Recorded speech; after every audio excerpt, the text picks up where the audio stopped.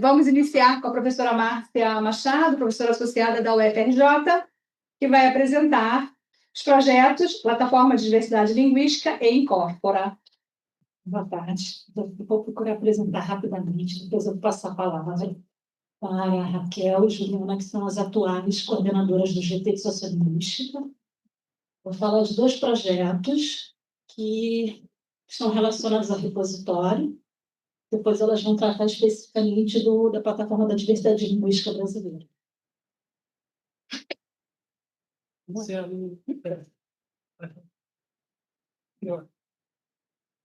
Tem embaixo. Tem outro. Tem outro aqui, eu acho. Foi. É o de baixo. O Incorpora é o portal digital de estados de coisas, em português e em línguas românicas, né, avaliar e ensinar. Então, essa representação aí, para mostrar o tipo, né, de repositório, e a ideia é que esse repositório sirva à gestão de coleções de dados, metadados linguísticos, descrições oriundas dessas análises, notícias sobre coleções, um espaço que não só vai acolher coleções de dados, mas como descrições, notícias e funcionalidades de ferramentas, né? Desenvolvimento a partir do pessoal da ciência da computação que trabalha no projeto. Né?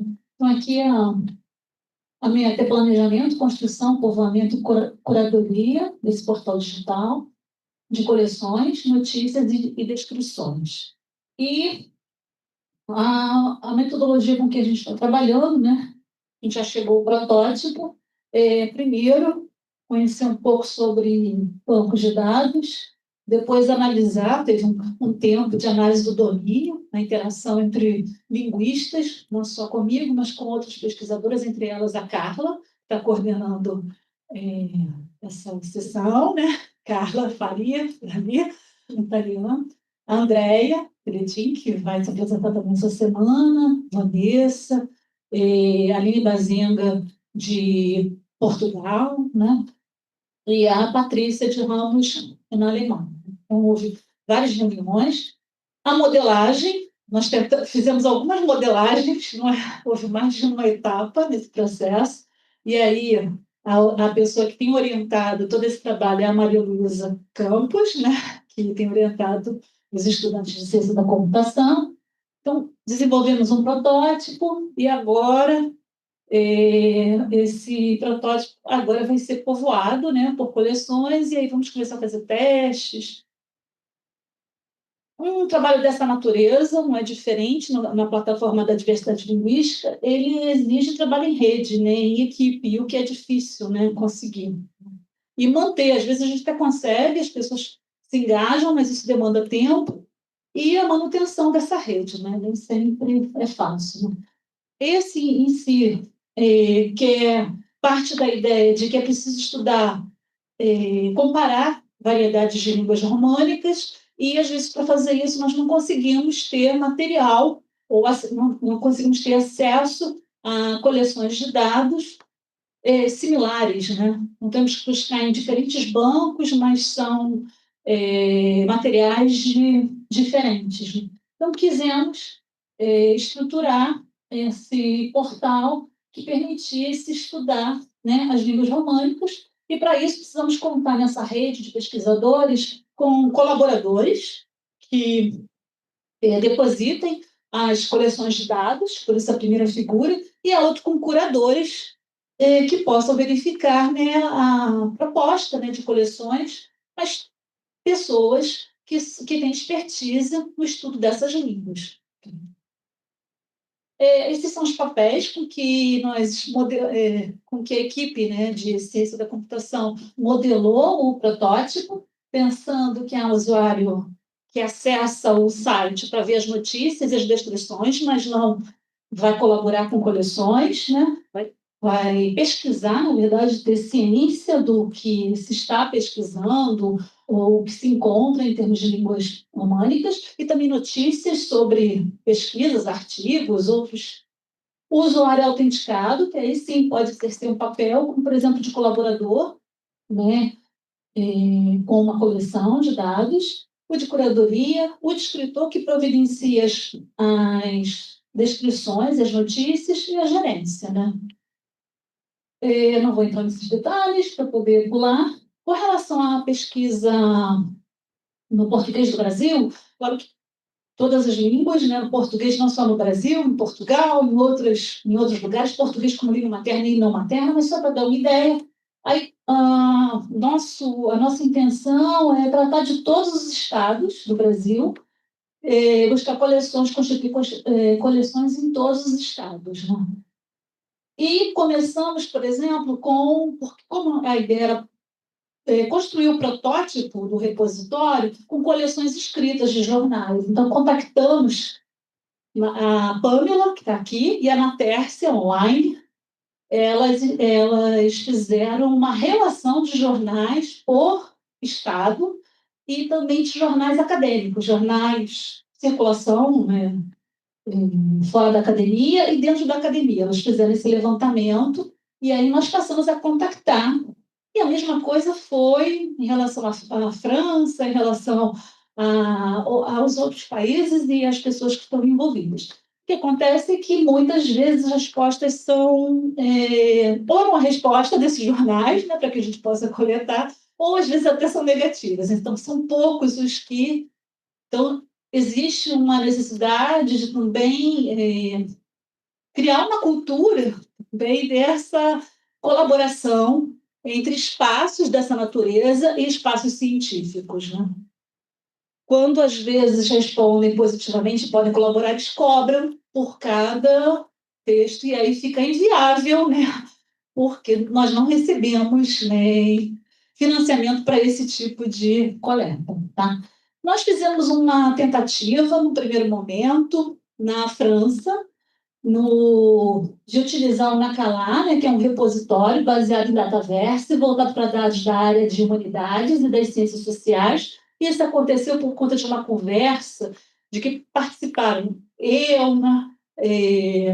de que participamos eu, Maria Luísa, Pedro, Eric Gaiotti, que estava no projeto, um estudante de ciência da computação, Vanessa, uma pesquisadora, Nada Joncher, que participou do último evento de Avaliar, e foi a Nada Joncher, que é da área de ciência da computação, que nos sugeriu que fizéssemos uma testagem aí. Mas aí, o Eric, por exemplo, lendo todas as condições, viu que para que fosse mantido lá, sempre estar vinculado a um pesquisador, no caso da França. E aí nós entendemos que não era esse o caminho, porque se a pessoa não topar continuar, que foi o que aconteceu, a gente fica sem possibilidade de acessar.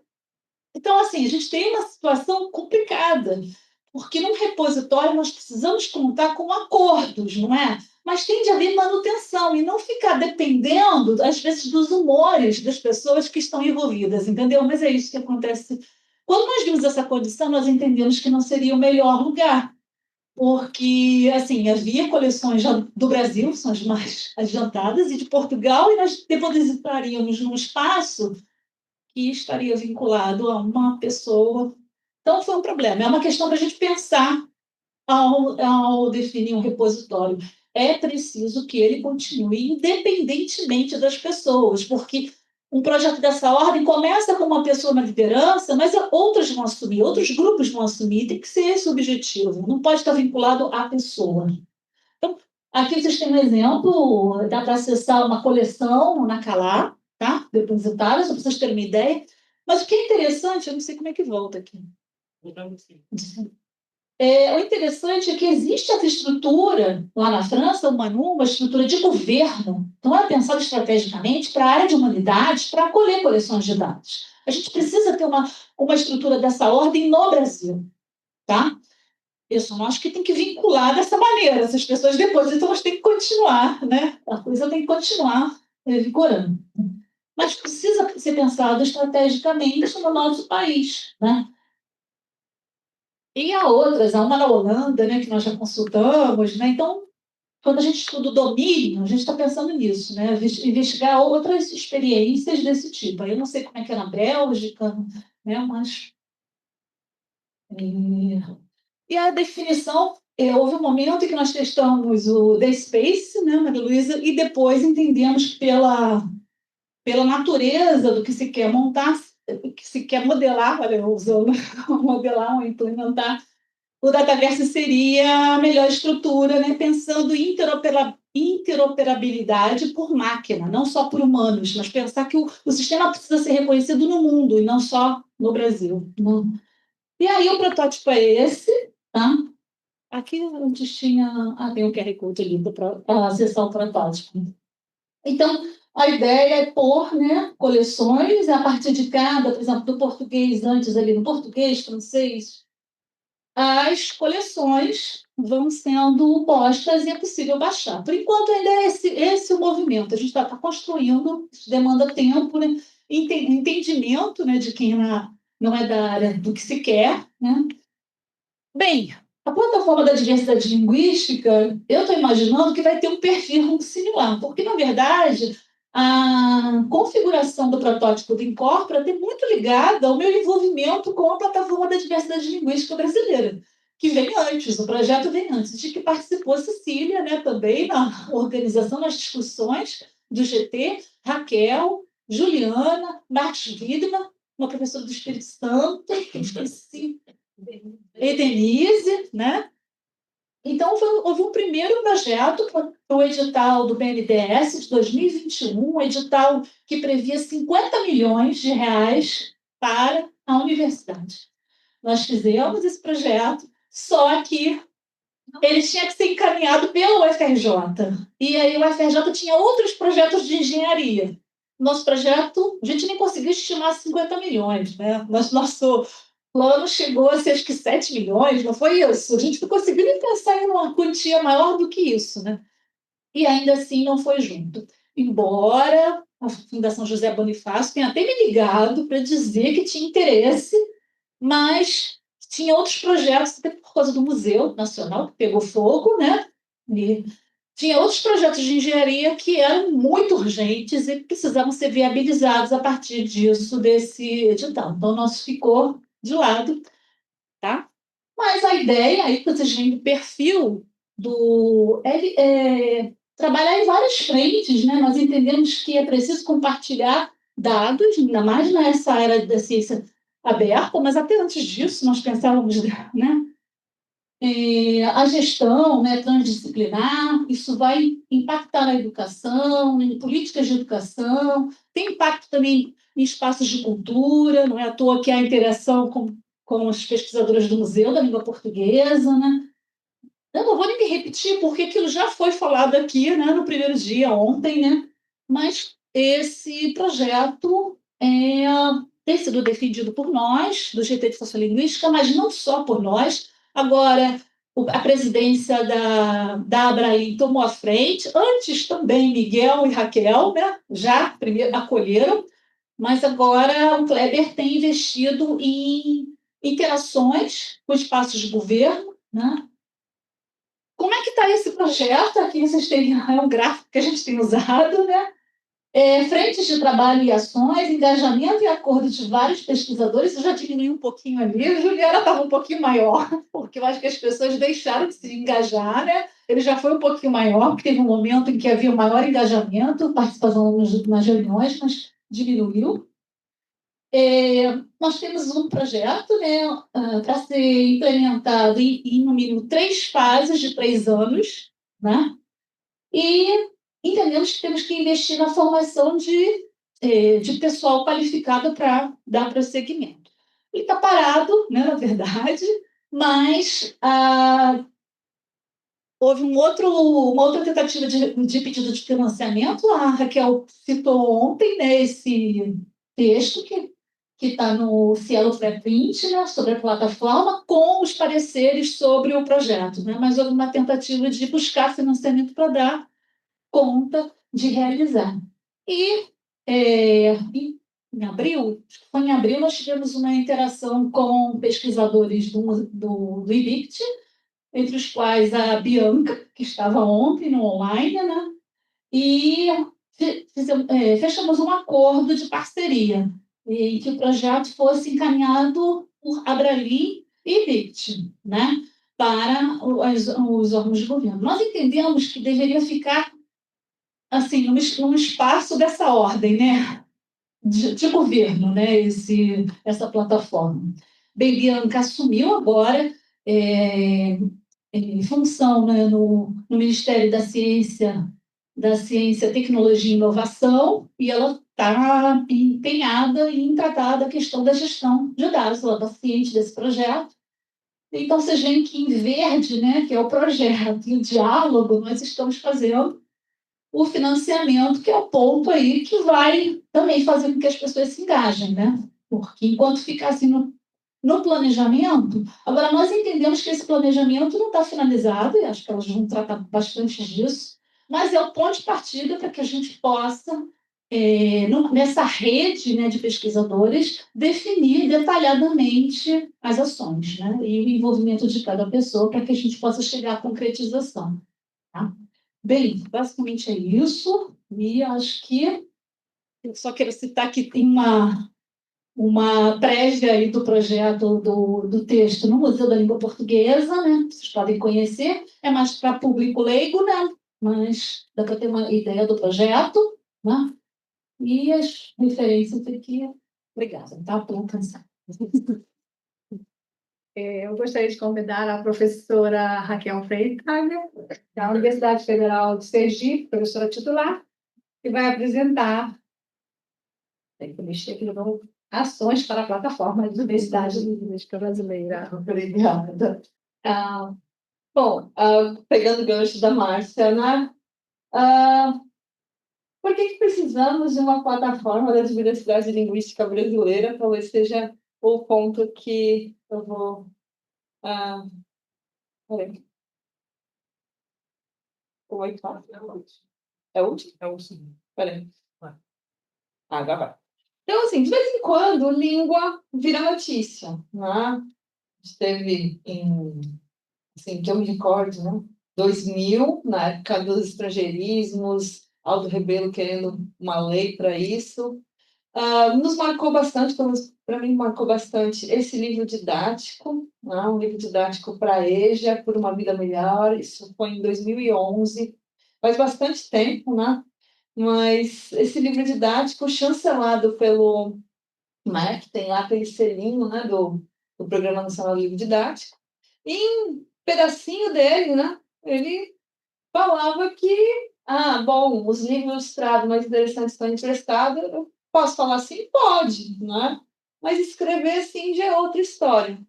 Para quem vem de uma formação de parâmetros curriculares nacionais de 98, tem toda a base sociolinguística, isso é algo... Nossa, que bom que o livro didático já está assim. Mas não foi assim que a sociedade recebeu, né?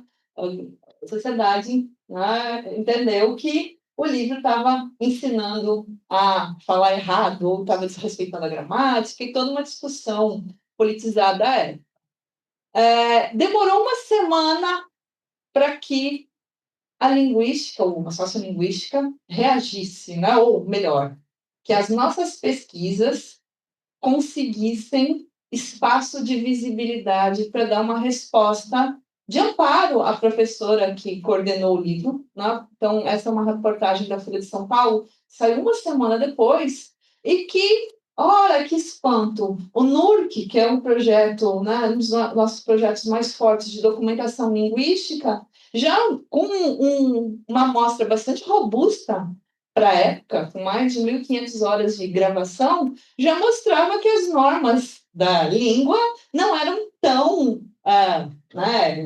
padrão assim como queriam no Jornal Nacional. Mas, nossa, o NURC é um dos projetos mais robustos que nós temos, tem toda a coleção gramática do português falado, as gramáticas contemporâneas do português, Taliba Castilho, Marcos Banho, se baseiam em dados do NURC. É uma produção robusta, mas ainda assim a gente não encontra um espaço de repercussão e visibilidade. Mais recentemente, eu até escrevi sobre o tema, a gente teve as questões sobre linguagem neutra, né? Ganhou a mídia, né? O debate por diferentes perspectivas, né? Associado, politizado ou não, continua, né, causando estranhamento, né, seja como for, mas foi alvo de muitos projetos de lei, então muitas pessoas querem legislar sobre a língua, só que, na verdade, dados empíricos, estudos sobre isso, pouco foram considerados, né, por tanto de lei que estava sendo proposto, né? Toda semana tem alguém propondo uma lei para criminalizar, proibir, banir, punir, quando, na verdade, né, os estudos empíricos continuam invisibilizados. E se a gente for perguntar o que é linguagem neutra, as pessoas nunca ouvi falar, eu só sei dizer que eu sou contra. Né? De novo, mais uma vez, né, a gente tem um problema de empiria. Né?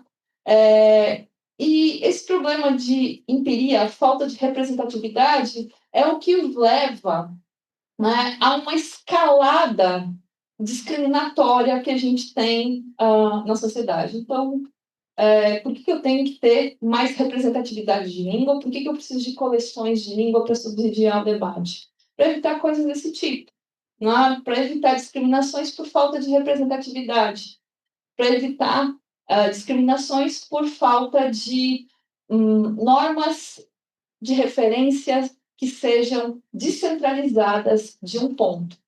E isso, né, ter conhecimento da diversidade linguística é direito de aprendizagem. Né? Isso está na base nacional curricular comum. Isso é mais do que necessário, né, para uma sociedade como a nossa, que é diversificada. A gente precisa ter uma educação para a diversidade linguística. Aquilo que tem baixa representatividade na sociedade vai ter baixa frequência na língua. Aquilo que tem baixa frequência na língua tem ausência de protótipos. Aquilo que tem ausência de protótipos não gera uma indexação automática por frequência. E se eu não quebro esse ciclo de representatividade, eu continuo gerando discriminação, eu continuo com hierarquia de variedades, eu continuo tendo os mesmos problemas que Uma Vida Melhor teve, os mesmos problemas que Linguagem Neutra teve, os mesmos problemas que a Dilma teve quando disse que queria ser chamada de presidenta, porque a gente não tem diversidade num sentido de base para as políticas também educacionais. Né? Então, o que nós fizemos na sociolinguística brasileira? Nós fizemos muito em termos de caracterização de variedades do português, das outras línguas que estão presentes no território, e a nossa pesquisa, ela subsidia, né, todas essas ações de valorização e promoção da diversidade linguística no Brasil. Só que ela não tem essa materialidade, o impacto, a repercussão que nos coloca em uma posição de embate, por exemplo, contra essas iniciativas legislativas para punir linguagem neutra ou para, por exemplo, ajudar a dizer que aquele livro, o livro está legal, ele retrata a realidade. Então, a gente tem muita pesquisa que não circula. E é estranho porque língua, né, pode ser vista de várias maneiras. E uma das maneiras que eu gosto dentro da linha de direitos linguísticos é que língua é um direito difuso. O que é um direito difuso? É um direito que é coletivo, ele pertence a todos, todo mundo não é de uma pessoa, né? Então eu não posso ser dona de uma língua, mas isso é compartilhado pela sociedade, né? E isso faz parte, é como o direito ao meio ambiente, à saúde pública e também à diversidade linguística. Então, diversidade linguística é um direito difuso. O nosso país é linguisticamente diverso e ter, né, conhecimento a essa diversidade é um direito difuso de toda pessoa do Brasil. Nessa perspectiva, nos últimos anos, o GT Sociolinguística tem, né, atuado, né, alinhando a nossa experiência na documentação da diversidade linguística brasileira, também com a salvaguarda, quando a gente faz os registros, a gente está salvaguardando a diversidade linguística brasileira, mas a gente tem ampliado as frentes para ações de popularização da linguística, assumindo essa vertente, que a diversidade linguística é um direito difuso. Então, nós tivemos, nos últimos 2 anos de gestão do GT, né, uma proposta de construir o Festival Brasil Multilingüe e Multicultural, em que a gente pensou em ações de popularização da ciência, especificamente da diversidade linguística, assumindo essa perspectiva de que isso é um direito difuso, né? Então, mas a gente precisa avançar com as práticas pedagógicas para incorporar a pluralidade linguística brasileira. Então, no primeiro momento, compreender que a língua da fala é diferente da língua escrita e ambas variam, né? E entrar nos currículos de formação de professores, mas mais, não é só formar professores que sejam sensíveis a isso, é levar esse conhecimento para a sala de aula, porque isso está lá na BNCC, né? A diversidade linguística é um direito de aprendizagem dos estudantes. Então, de que maneira a gente pode levar a diversidade linguística que não seja como o Chico Bento, que a Juliana depois vai mostrar, né? Uma proposta para isso é o reuso de dados sociolinguísticos para a popularização da ciência. Então, eu tenho acervos sociolinguísticos que me servem para toda essa descrição, para construção de gramática, de descrição de validade, discussão de teoria, mas eu posso usar isso também para a popularização da ciência. Um exemplo disso foi um projeto que eu coordenei ano passado, na Semana de Ciência e Tecnologia. Ano passado, o tema da Semana de Ciência e Tecnologia era Biomas do Brasil. E aí, bem, né, como é que a gente relaciona bioma e diversidade linguística? E esse foi o mote de projeto, uma exposição chamada Línguas e Biomas, que nós levamos para, agora acho que já está em 22 escolas, acho que tem 22 escolas do estado, mas foi uma ação que a gente levava para as escolas, uma exposição sobre diversidade linguística, que tinha uma narrativa bastante simples, né? Relacionava o Brasil do descobrimento ao Brasil de hoje. Então, a diversidade de biomas, a riqueza de biomas da época do descobrimento é correlata à diversidade de línguas, né? Também havia naquela época. Né? E hoje a gente contrasta uma degradação de biomas e degradação de línguas. Então, a distribuição de biomas está relacionada com o glottocídio. E a gente nunca pensa na perda de uma língua, mas a gente consegue medir os impactos de destruição de biomas. Quando a gente faz essa relação, a gente consegue levar a estudantes de educação básica uma reflexão. E nessa exposição, né, essa é a narrativa do esporte, mas a gente pegou dados de acervos que eu venho constituindo no estado de Sergipe, e levou para a experiência, né, para os estudantes ouvirem, julgarem, fazerem as relações de onde será que essa pessoa, onde ela mora, do que ela vive. A gente trabalhou a questão dos repertórios e como o repertório é relacionado com o bioma. Então, foi uma experiência com o reuso de dados para uma coisa que a gente nunca pensou que as entrevistas que a gente gravou lá, e alguns estudaram preenchimento de artigo definido, concordância verbal, regência de verbos de movimento, que esse tipo de material servisse para alunos de educação básica ouvirem e julgarem e fazerem suas hipóteses sobre onde aquela pessoa vivia, ou qual seria a experiência de vida dela. Então, foi uma experiência legal de mostrar que o reuso de dados no repositório, ele pode servir para além, né? Ele tem essa função de educação para a diversidade linguística, de língua como um direito difuso. Então, nossa perspectiva, né, o GT de Sociolinguística tem avançado bastante ao se abrir para a popularização da ciência, porque a gente começa a entrar no debate público e começa a discutir a diversidade linguística e incitar a percepção das relações de poder que estão associadas a ela. Pode parecer uma questão muito óbvia do ponto de vista das premissas da teoria, mas isso é bastante distante da realidade da sala de aula, né? Com dados autênticos da própria realidade. E é para isso que a gente precisa também de um repositório como o da Plataforma da Diversidade Linguística Brasileira, né? De parte da perspectiva que a diversidade linguística é importante para a soberania nacional, então valorizar, né, as manifestações linguísticas pátrias, né? É importante, dentre outros aspectos, né? Estou pegando esse para discutir. E a pergunta é essa, muito bem, onde colocar os dados? Porque o como, a Márcia já mostrou que tem uma proposta estruturada, né? Ela parece ter bastante, né? O protótipo pode estar bastante avançado, mas empaca no onde. Onde vamos colocar isso? Que é um grande gargalo, né? Então, o mesmo slide de ontem, engraçado, o meu reclamou que eu usei um slide igual em duas disciplinas, né? Então, estou fazendo uma coisa aqui, mas é o gancho.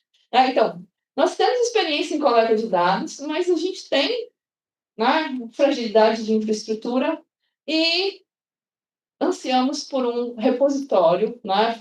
Então, se naquela época daquele edital do BNDES a gente chegou a 7 milhões, para o edital do INCT eu consegui fechar um orçamento de 15 milhões, né?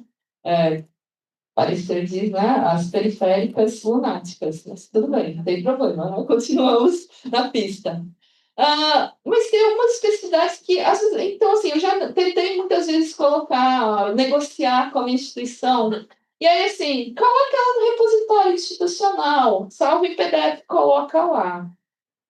Os dados linguísticos são multimodais, então a gente não está trabalhando mais, por exemplo, a gente está trabalhando com dados de pessoas gravadas com corpo, né, com tom de voz. Isso tudo faz parte do pacote, né, da construção de indexação social. Então, disponibilizar a transcrição em TXT é fichinha. Isso aí a gente já superou o tempo. Eu quero agora dado multimodal alinhado. E mais uma coisa, ele tem que ser alinhado, né? Ele tem que estar alinhado. Pista de voz, pista de pista de voz, pista de imagem, a transcrição, as diferentes camadas de etiquetas que eu posso colocar, desde etiquetas morfossintáticas até descrições de gestos faciais, até descrições de tom, né? Eu posso adicionar várias camadas. Tem para preparação de dados, para descrição. Nesse momento, um dos softwares mais usados é o Elan, que é do Max Planck, é de acesso aberto, né? Ele é interoperável com outros transcriptores, como Esmeralda, por exemplo, só que Esmeralda não tem, ele não carrega vídeo, né? Ele só trabalha com pistas de áudio, ela trabalha com vídeo também. E esses dados têm que estar alinhados. Então, o que eu faço, né, como pesquisadora? Se eu tenho um pacote de dados do Elan, eu posso baixar no meu computador, fazer minhas próprias pesquisas. Mas se eu estou falando de língua como direito difuso, a gente precisa de mais. A gente precisa de uma plataforma de busca. E essa plataforma de busca, ela tem que ser tão simples e intuitiva quanto a Academia Brasileira de Letras faz com o Volpe, né? Que eu tenho lá um campo, eu escrevo a palavra e aparece o dado, né? Eu quero saber como se fala em tal lugar a tal palavra, eu tenho que colocar lá e acessar isso alinhado. Então, para fins de pesquisa, eu posso empacotar todos os meus dados e baixar no meu computador. Mas o grande público, ele não vai querer salvar os dados no computador, baixar um software, aprender a usar um software para poder buscar o dado e para poder entender. Ele vai querer clicar assim, olha, como é que no Brasil as pessoas pronunciam a palavra quentinha? Então eu tenho que botar lá a palavra e ela vai ter que aparecer, olha, essa palavra aparece em tantas amostras, clique aqui se você quer ouvir um acriano falando quentinha. Clique aqui se você quer ouvir um jovem ribeirinho do São Francisco que falando essa palavra. E aí eu tenho acesso à transcrição, isso é interessante, mas também o áudio e até, se possível, o vídeo. Então, assim, essa é uma interface, né, no futuro que a gente espera para essa plataforma. Se as pessoas quiserem saber como alguém fala de tal jeito, ela vai lá e confira ela mesma, né? Não se valha de estereótipos, né, como Chico Bento, Radite, que são quadrinhos que estereotipam variedades, mas que isso tenha uma certa fidedignidade, né, e que sirva como base para proposições didáticas, né? Então, O que a gente tem nesse momento?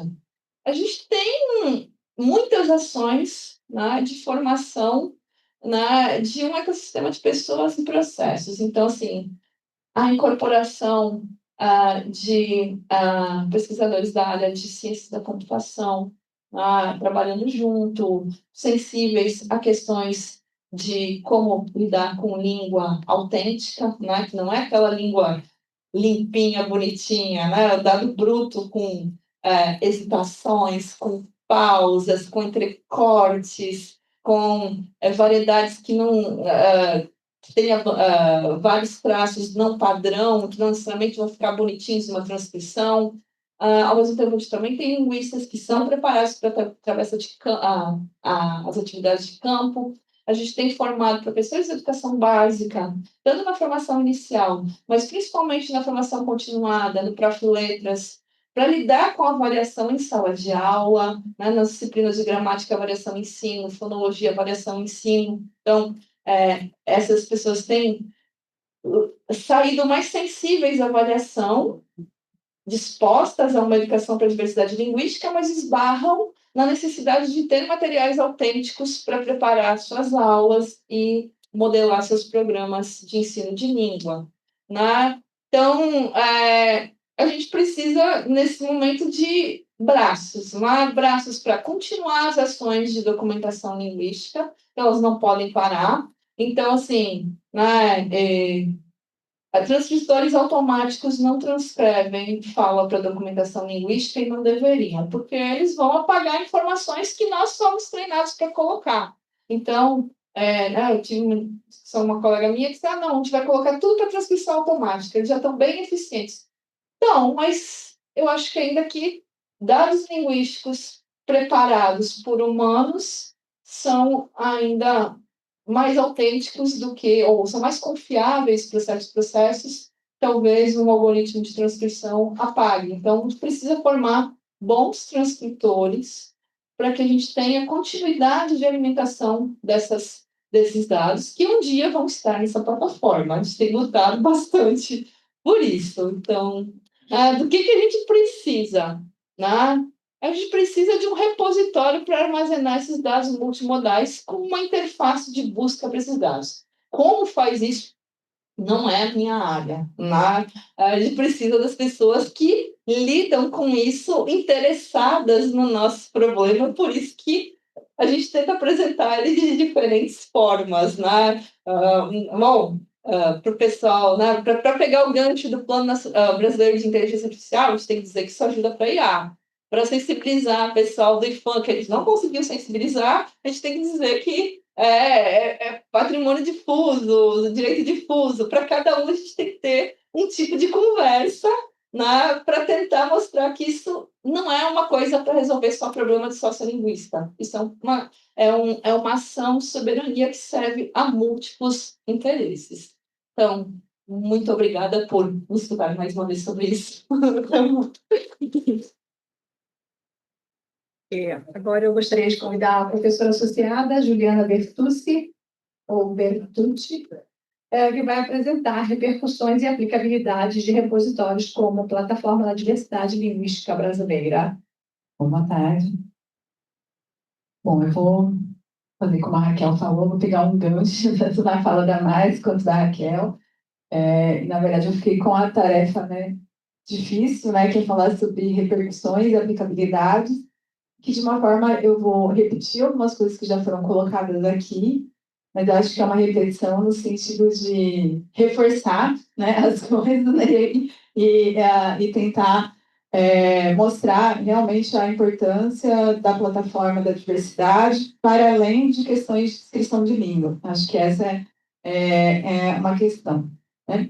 Bom, e aí, só para contextualizar um pouquinho a minha fala, né, acho que, assim como já foi colocado por outras, né, pessoas que estiveram aqui na frente, como a Raquel mesmo já falou, e ontem eu até conversei com a Raquel, que eu falei que eu fiquei, na hora que ela estava falando das experiências dela, das primeiras, lá em 2009, eu fiquei lembrando das minhas, quando eu cheguei na UFTM também, para a formação de bancos de dados, né, em que eu tenho uma série de gravações lá que eu não posso fazer nada com elas, porque eu não coletei direito o termo de consentimento, né? Então, eu acho que uma das questões ligadas a repercussões, aplicabilidades, tem um pouco a ver também com o que eu tenho feito, óbvio, dentro do GT, mas também com essa experiência relacionada à organização de alguns bancos de dados que a gente fez lá no grupo de estudos variacionistas lá do Triângulo Mineiro, né? Eu sou de Araraquara, de estado de São Paulo, mas há quase 20 anos estou lá em Uberaba, no Triângulo Mineiro. Bom, e lá a gente tem trabalhado com bancos de dados de falar do Triângulo Mineiro, da região urbana, da região rural, e também com textos escritos, principalmente jornalísticos, e aí inclusive bancos de dados diacrônico, né?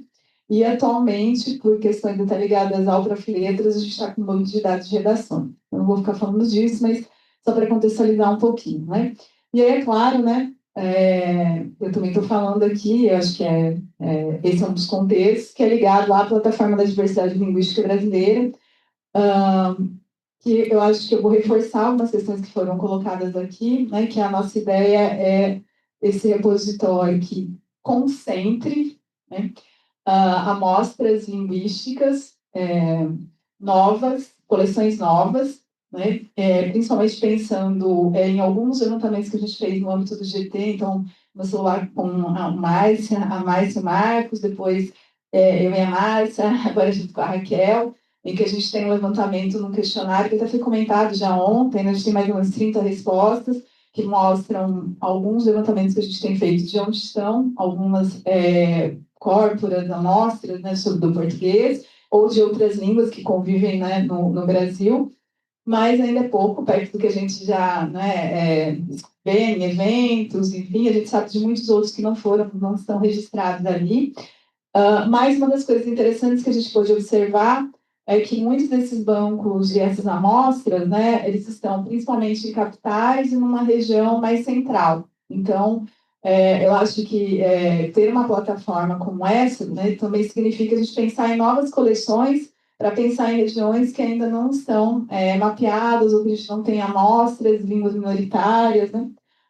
E também, uma coisa que a gente já discutiu muito no âmbito do GT de Sociolinguística é a questão também de ser uma plataforma que possa reportar bancos de dados já existentes, né? Então, também mencionar, né, bancos de dados já existentes. Acho que isso é muito importante a gente reforçar, né? E aí a gente tem falado disso, acho que a Márcia mostrou já, né? A gente tem tentado falar em vários espaços, em espaços mais acadêmicos, mas também a gente tem tentado fazer, de uma certa forma, a divulgação científica para a comunidade ampla, né, para falar sobre a necessidade dessa plataforma, como foi o caso que a Márcia mostrou do texto que saiu no Museu de Língua Portuguesa, né, e mais recentemente, no âmbito do GT, ele tem participação do texto da professora Cecília, Mônica, em que tem um capítulo nesse livro também que a gente tenta falar, é um livro que foi publicado com uma tentativa de fazer divulgação científica. Eu falo tentativa porque a gente sabe que um e-book não é a melhor maneira de fazer divulgação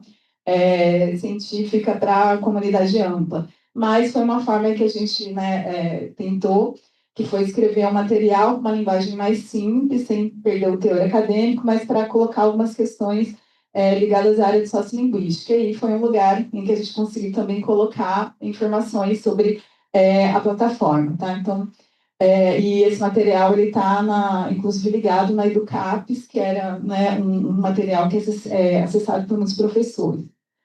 Bom, e aí eu queria, para poder fazer um gancho para questões da aplicabilidade, né, reforçar essa questão do porquê, né, um repositório do tipo desse que a gente está aqui cansando de vocês escutarem, vocês falarem sobre isso. Eu não vou ler tudo isso, mas só para trazer, e aí eu tentei usar principalmente palavras, né, ontem à noite eu fiquei refazendo esses slides para tentar usar um pouquinho palavras que foram usadas aqui, principalmente ontem, que tinha muita gente apresentando da área mais de computação, né?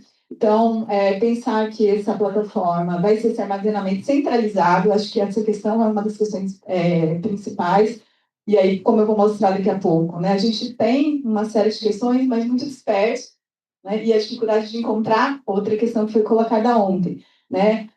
Ser um dado encontrável, né? Que foi algo que a Luana, se não me engano, também comentou ontem, né? Então, esse acesso, compartilhamento, a recuperação, a busca eficiente, e aí a busca, inclusive, como a Raquel colocou, mas também uma busca de eu colocar no Google e conseguir chegar na plataforma. Eu acho que é também isso, tem a busca dentro da plataforma, mas tem essa busca de ser um lugar encontrável também, né? Algo para a gente pensar.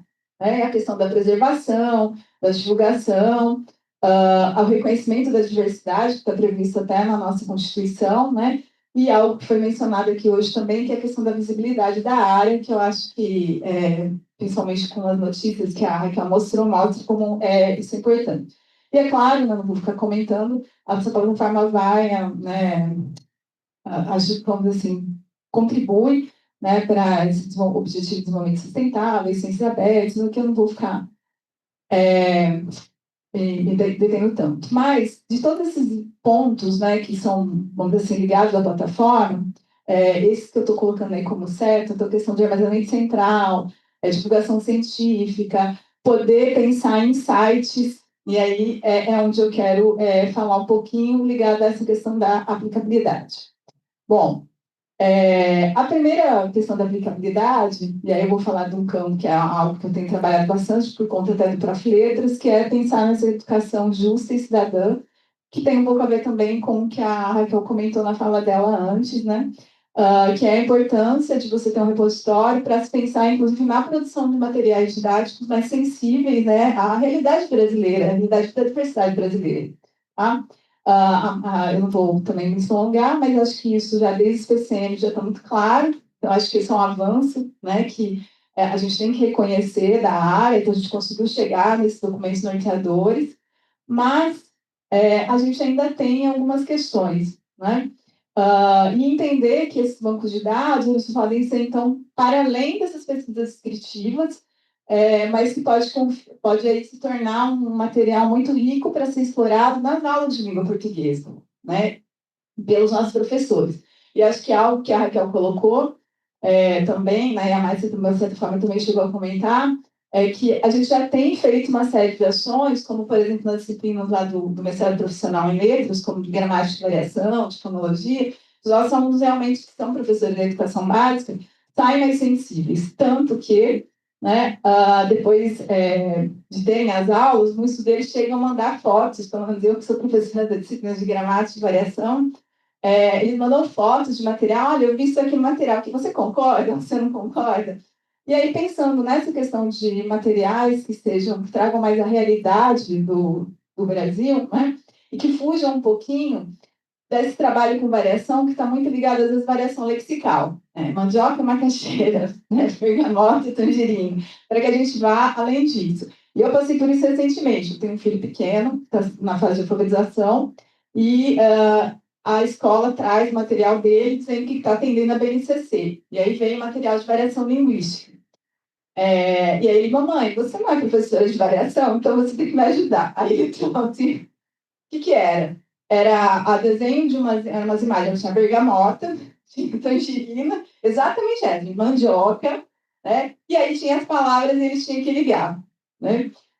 Então, era isso que era o trabalho dele, que era o trabalho dele de variação. Bom, e aí falando dessa sensibilidade, né, em relação a esses materiais que ainda aparecem, né, isso aqui é um material que uma aluna que fez a disciplina de gramática e variação comigo no ano passado, que está na secretaria, e foi um material produzido e publicado agora, no começo desse ano, na secretaria lá de Uberaba, para os professores, e é um material que prepara para o SAEB, né, que é aquela provinha, que é a provinha, né, que tem de avaliação.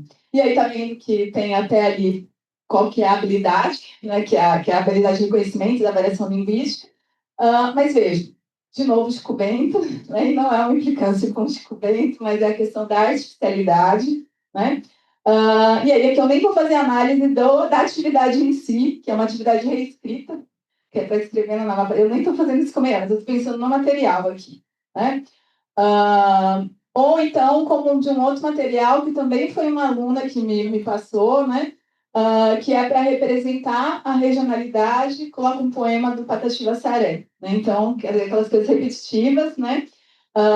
E ainda tem uma outra questão, porque nesse poema eles pegam o fenômeno da concordância. Então, de novo, a gente tem aquela ideia de alguns fenômenos que sempre são os mesmos, sempre trabalhados, mas uma coisa que chamou a atenção nesse material é falar que a variante ausência é marca do Nordeste, sendo que a gente já tem tantas pesquisas que mostram, né, que tem outros fatores que são condicionantes, né, da variante ausência de concordância e que não tem necessariamente a ver com região, né? Tem Marta Scher, Mari, enfim, tantos outros pesquisadores já falaram sobre isso. E aí, indo um pouquinho mais além, né, eu tenho trabalhado um pouquinho com o ensino de português, variedade brasileira, para alunos internacionais, e a gente tem visto muito essa questão ligada também essa ausência desse trabalho do reconhecimento das diferentes variedades de português nesse material para português como língua estrangeira, como a região de coloca. Então, aqui a gente tem um livro que é inclusive usado em Portugal e é usado aqui no Brasil também, que o livro são 2 ou 3 volumes, agora não me lembro, mas o único pedacinho que tem de variação na coleção inteira é isso aqui que eu estou trazendo para vocês, tá? Em que vai falar que em alguns lugares o português é falado de maneira diferente e aí faz uma associação com o cafezinho. E aí fala as outras palavras que o cafezinho, as variantes lexicais de cafezinho, e ainda fala da questão de maneira diferente de pedir café. Desculpa, uma cafeteria. Então, ir ao café ou tomar um café em casa. Então, é isso que tinha no material, tá? Então, né, pensando em aplicabilidade, eu acho que isso mostra que a gente já avançou em algumas questões, avançou no sentido de já se considera variação nos documentos, né, que eu não vou ficar falando disso, mas uma plataforma, por exemplo, ajudaria muito, né, ter um repositório que todo mundo conhecesse, né, que a gente pudesse capacitar pessoas para que façam, né, um trabalho com esse repositório, por exemplo, por uma coisa muito, entre aspas, simples, que é um material que mostre concretamente as variedades do português, partindo dos nossos diferentes falários, dos nossos diferentes contextos, né? E, inclusive, né, eu acho que algo, por exemplo, que, né, a gente tem falado, né, de sair dessa tecla de só falar que tem preconceito, mas fomentar realmente o respeito, né, linguístico. E, inclusive, acho que fazendo isso a gente está atendendo realmente aquilo que está na BNCC como habilidade 4, que fala que é para desenvolver, né, nas nossas crianças e adultos a habilidade respeitosa diante das variedades linguísticas. A gente só vai conseguir fazer isso se a gente realmente levar essa realidade para a sala de aula, né, e não de maneira artificial, né? E eu acho que uma outra questão, que eu também não vou prolongar, que o Raquel, de uma certa forma, colocou, né, é a gente pensar, a partir dessa plataforma, em ações que realmente possam colocar os alunos e as pessoas, né, sociedade de modo geral, em contato com a língua, e aí desde a educação básica e, inclusive, nos cursos de formação inicial e continuado, né? Porque que a gente tem também, às vezes, em alguns cursos de letras, que os alunos não trabalham com a língua mesmo, né? Então, eu acho que a plataforma possibilitaria, né, a gente pensar em atividades como essa. Além, é claro, né, como eu coloquei embaixo, do reconhecimento. Bom, e aí aqui, para uma outra questão que eu trouxe, que é uma questão mais até que aconteceu recentemente, nesse mesmo contexto que a Raquel colocou, que é pensar em atividades para o festival multicultural, né, plurilingue multicultural, que nós né, colocamos como uma das metas, né, dentro do GT. A gente tem algumas ações lá na Universidade Federal do Triângulo Mineiro ligadas à Semana da Ciência e Tecnologia. Então, lá em Uberaba, eu liguei, né, a isso. E aí eu tenho alguns alunos de iniciação científica júnior, do ensino médio. Então, eles trabalham junto com os alunos de iniciação científica da graduação e com alunos de mestrado e doutorado. Então, ali tem até uma foto de uma das minhas orientandas. E eles fazem joguinhos que justamente para a feira. Tá? E um desses joguinhos que eles fazem, materiais que eles fazem para levar nas escolas e para ter durante a semana, está relacionado a esse reconhecimento da diversidade. Né? Então, esse aqui é um dos projetinhos da Ana Vitória. E, especificamente da Ana Vitória, ela estava separando diferentes línguas que são faladas em Minas Gerais para montar um joguinho para o aluno poder escutar, reconhecer características, enfim. E aí, uma das línguas que eu tinha indicado para ela trabalhar é a língua de Tabatinga, que é da cidade de Montes Pastos, que é perto de Belo Horizonte, e que recentemente foi considerada como patrimônio imaterial. Ela não, ela, assim como todos da sala dela, e muitos ali, né, que a gente estava conversando, né, não conhecem. E uma das dificuldades que ela teve foi encontrar uma amostra dessa língua para conseguir colocar nesse material que ela estava fazendo do jogo. E aí, ela, com o celular dela, ficou pesquisando, tentando achar, e ela veio me mostrar que ela tinha, professor, encontrei uma amostra, né, da língua tabatini, e aí ela falou que tinha encontrado numa notícia do G1, em que ela falou, posso dar para colocar? Aí eu trouxe para eu dar uma olhada. Inclusive, falava sobre que essa língua tinha caído recentemente no Enem, né? Então, a gente tem essa divulgação. Mas o que me chamou a atenção é que nessa notícia tinha um trechinho no final com um videozinho que seria alguém falando dessa língua tabatinga. E aí eu fui ver, na verdade, é uma pessoa que está imitando alguém da cidade de Tabatinga de maneira muito caricata. Ou seja, né, a gente tem o reconhecimento, mas não é o falar concreto que está ali. Né? É exatamente, é uma reprodução. Né? E isso me chamou muita atenção. Né? Então, eu acho que isso reforça a importância de ter uma plataforma, um lugar confiável para que a gente consiga tirar os dados, né? Porque eu falei para ela, bom, a gente vai procurar outra, e eu tenho uma outra orientanda que trabalha com material didático de bom despacho, a gente pegou a gravação de uma pessoa de lá, enfim, né? Que é uma língua ligada ao quilombo, enfim, é uma língua considerada afro-brasileira. E eu acho que uma outra questão, né, que algo que foi falado aqui, por isso que eu lembrei, né, dessa questão, a gente precisa ter lugares confiáveis para pessoas poderem consultar, inclusive sobre diversidade linguística, porque acho que cada vez mais, isso a Bianca colocou na fala dela, a ciência, né, e questões de educação, elas têm que estar na internet, né? E a gente tem cada vez mais o acesso à internet sendo mais amplo no Brasil. Né? E a gente tem que ter lugares confiáveis para que as pessoas possam procurar. Né? E é isso, essa minha orientanda procurou no celular. E acho que aí, por exemplo, esse dado que eu estou trazendo, que inclusive o BGR reforça, fala da questão dos dispositivos mais acessados. O celular é um dos mais acessados, que foi o que essa minha orientanda, né, que tem 15 anos, fez. Ela foi procurar a língua de Tabatinga no celular dela para tentar achar uma amostra. Né? Então, eu acho que, de uma certa forma, né, a internet ela redefine esse conhecimento científico e isso perpassa por essa discussão de ter um lugar centrado, um repositório, né, para ter, eu acho que isso que a Raquel colocou há pouco, que é promover esse direito ao acesso de um ambiente encontrável e confiável sobre a diversidade linguística brasileira. Tá? E aqui só uma outra amostra, não vou ficar comentando muito, que acho que meu tempo já deve estar bem. Mas eu passei por algo semelhante, de novo, né, estou trazendo uma questão pessoal, mas lá em Uberaba, a gente recentemente foi até conhecido, né, reconhecido como Geoparque Mundial da Unesco, por conta dos dinossauros, por conta da cidade de Peirópolis, né, e que lá tem uma comunidade local que fica 20 quilômetros da região central, então é considerada uma região rural, e a gente tem um museu de dinossauros lá. E toda a comunidade local fica... E aí tem a comunidade, inclusive, de doceiras. Né? Então, a gente tem feito um trabalho de levantamento de características, né, dessa comunidade, porque não tinha nenhum trabalho linguístico nessa região. Né? Mas uma questão a gente está fazendo esse trabalho e a própria Uberaba, né, a própria cidade ali, não tem conhecimento sobre isso. Né? Tanto que a gente tem levado algumas escolas para fazer algumas atividades de reconhecimento de características, essas gravações que a gente faz, como a Raquel estava usando como material, né? Mas ainda é pouco. Tá?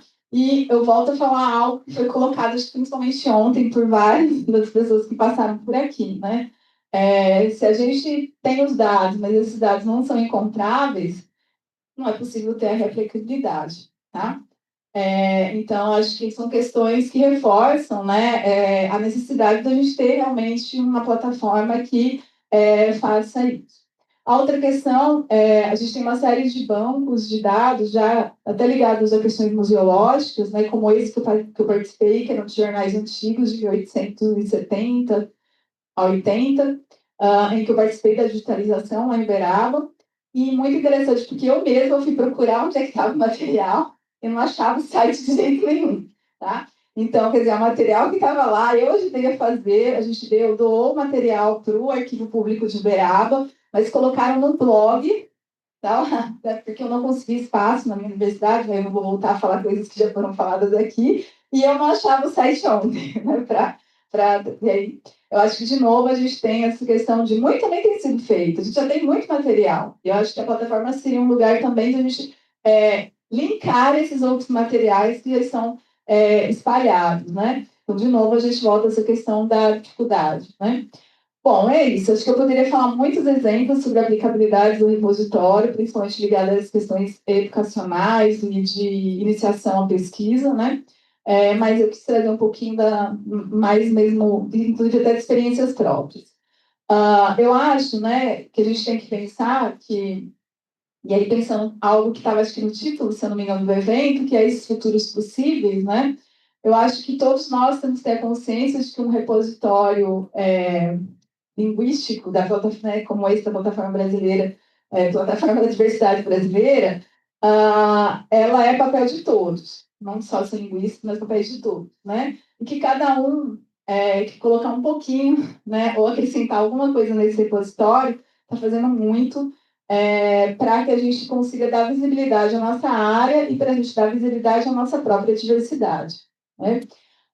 E aí, para fechar, acho que para finalizar, eu queria reforçar um pouquinho alguns desafios e repercussões que também foram colocadas aqui, mas eu acho que vale a pena ressaltar que vai, para além de questões de fomento e estrutura que são super importantes, né? Que é essa questão relacionada a criar a cultura do compartilhamento em repositório, que eu acho que isso também é uma outra dificuldade, né? A Mais até falou assim, eu reduzi um pouquinho a rede, mas é isso, né? A gente, né, toda hora a gente vai atrás de pessoas que estão interessadas em colaborar, as pessoas se manifestam, mas agora eu não tenho interesse disso, aí volta para trás. Então, a gente tem também que criar uma cultura do depósito, da pessoa querer ceder os dados que ela tem, dela querer fazer parte, né? E isso eu acho que significa mudar uma prática, né? E fazer com que isso seja corriqueiro, né? E eu acho que nós não fomos formados para isso, né? Isso significa uma formação também, né? Eu acho que é realmente criar uma cultura de conscientização dos pesquisadores, né? Para que se haja realmente esse acesso aberto, como a gente, né, tem colocado tanto aqui, né? E algo que a Márcia colocou, que é essa questão da criação da rede, né? E aí eu parafraseei algumas questões que estão na página do Humanidades Digitais, porque foi algo que eu escutei recentemente lá na minha universidade, quando falou assim, você quer um site, por que você não usa no seu dinheiro de projeto e não paga alguém para fazer isso? Mas eu acho que também a ideia não é essa, né? Que a gente não está falando de encomendar um site para alguém, né? A gente está falando de ter pessoas que trabalham em conjunto, né? Linguistas profissionais de diversas áreas, inclusive da computação, para conceber, para planejar, para criar, né? Para que realmente possa trabalhar junto pensando nessa plataforma, né? E aí, eu acho que isso significa pensar que um projeto como esse demanda essa intercompreensão entre pesquisadores e saber que todos nós somos sujeitos de uma ação como essa. Tá? E para fechar a minha fala, né, acho que já foi colocado aqui, no âmbito do GT de Sociolinguística, nós temos um Google Forms, que a gente, em vários outros lugares que eu, a Mais, o Marcos, a gente colocava o QR Code, mas agora, oficialmente, a gente vai fazer um outro tipo de levantamento via a associação, e hoje, na verdade, é a primeira vez que a gente está divulgando esse QR Code, né, que vai para esse formulário, que é um levantamento que vai ser feito, então, agora ligado à Associação Brasileira de Linguística, não somos nós, do GT, né, só os linguistas que estamos pedindo, né, mas a questão de ser algo da associação, né? E acho que já foi colocado isso aqui. Bom, acho que era isso que eu queria falar um pouquinho. Aqui a gente tem um e-mail que é do Data Abralim, que é um e-mail ligado a Abralim, né? E eu agradeço a oportunidade. Obrigada.